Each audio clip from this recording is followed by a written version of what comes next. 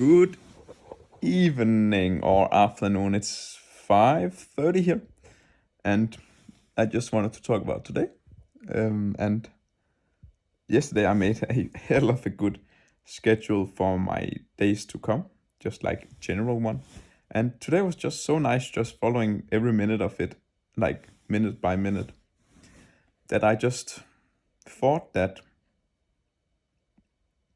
this times you sometimes don't have scheduled anything, they just go to waste. Like I used to do that so easily. Like I was really just putting time to waste when I had 1 hour where I didn't schedule anything. But now I actually made a schedule that I'm looking forward to doing, and I will still like keep optimizing it. But for example, after I eat at 1 o'clock, I tend to get very, very lazy.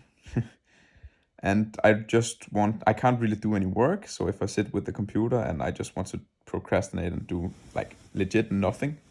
So I thought now that instead, after I eat, I go for an hour walk and just listening to some podcast because that's very light work for me.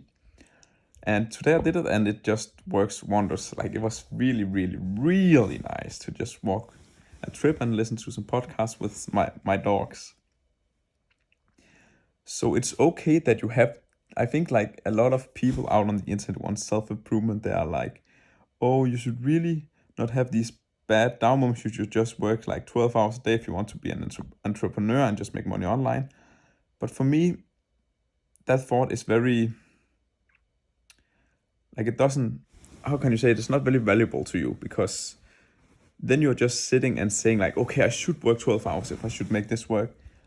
Yeah, but they never say what those 12 hours are. Like, how do you work in those 12 hours? Because there's very different scenarios of how you work. For example, I work 6 hours in the morning, and that hours are like very, very deep work.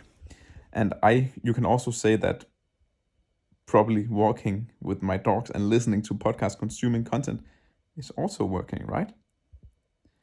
So they never really define work.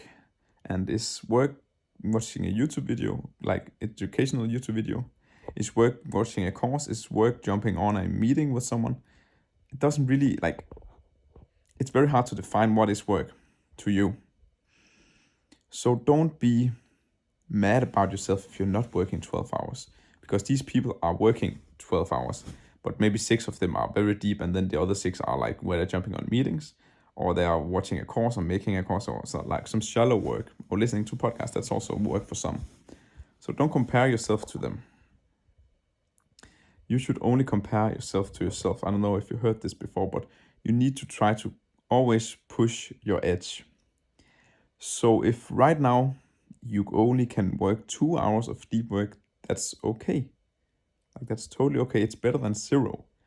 So just appreciate that you actually can work 2 deep hours of work. Then the next month try to push it to 3 hours and try to level up a bit because you can't really go from 0 hours to working 12 hours a day just like this. No, it doesn't work like that. It's a skill you need to learn. So, and for me, the big key is really that you don't do stupid shit in your day that fucks up your dopamine. And for me, that could be, let's say, like playing video games, watching porn, or watching my phone, like Instagram or whatever. All those stupid things, they just drain you so much, and you don't want to get back to your work. But if I talked about this with Kenneth yesterday, and it's really like, what is your basic attack? So when you are not having anything to do, what are you doing then? Are you watching your phone? Are you playing video games or watching a Netflix series? What is it? When you don't have anything to do, what is your basic attack? Usually it's a bad habit. And you really need to make your basic attack something that is not unproductive, but it don't even has to be productive, but just like neutral, that it doesn't fuck up your dopamine receptors. So for me, I want my basic attack to be reading or listening to podcasts.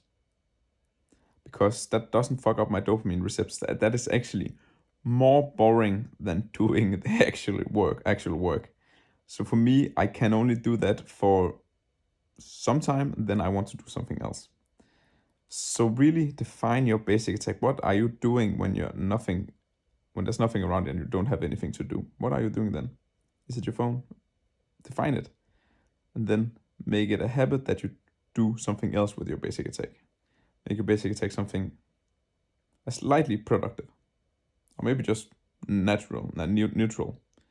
Not something that fucks up your dopamine, but just something that actually get the ball rolling a little bit. Or not at all, but then when you don't have that, if you have a basic attack that doesn't involve a lot of dopamine, then you actually want to do the homework or do the work or do the training, because that actually involves giving you more dopamine. So that was just what I learned today with the schedule, because it's really important that you don't schedule bullshit in, to be honest. And bullshit for me is playing video games or watching Netflix series or whatever.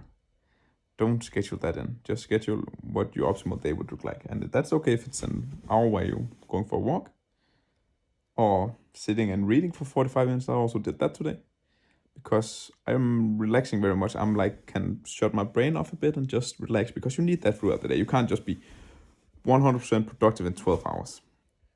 So if you're struggling, just comment down below if you're struggling with something. I would gladly hop on a call with you and just like talk about your struggles and also what like bad habits you are doing. Whatever it is, I will gladly speak with you, and just not that because I'm a professional, but just to give you some perspective and maybe help you if I can help you. So I'm making this video because I'm trying to be consistent, and if you are also trying to do better in 2024, then do it with me.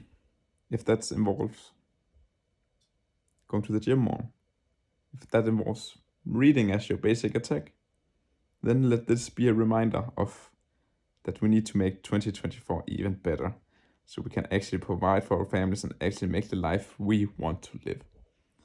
So see you in the next one.